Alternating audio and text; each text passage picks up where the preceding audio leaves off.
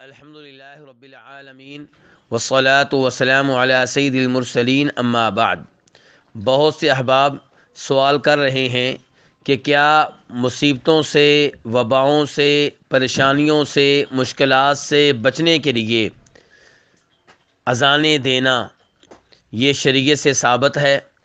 तो गुजारिश ये है कि वबाओं से, मुश्किलात से, मसाइब से महफूज रहने के लिए वो तरीक़ा इख्तियार करना चाहिए जो नबी करीम सल्लल्लाहु अलैहि वसल्लम ने इख्तियार किया, जो आपके सहाबाए किराम रिज़वानुल्लाहि अलैहिम अजमाइन ने इख्तियार किया, जिसका हुक्म कुरान हकीम ने दिया।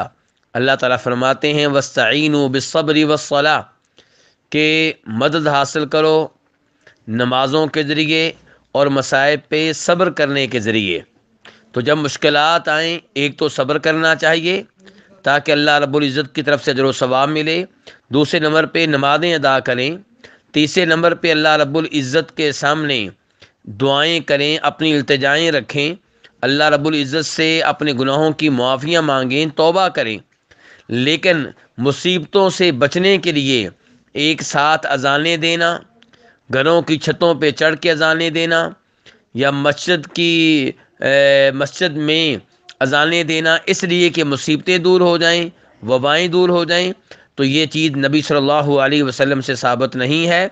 आपके अदीम सहाबाए किराम रिज़वानुल्लाहि अलैहिम अजमाइन से साबित नहीं है, बल्कि इसे बिदअत कहना ज़्यादा मुनासिब होगा।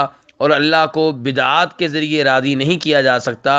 अल्लाह को हम राज़ी कर सकते हैं उसी तरीके को इख्तियार करके जो नबी सल्लल्लाहु अलैहि वसल्लम ने इख्तियार किया। वल्लाहु तआला आलम।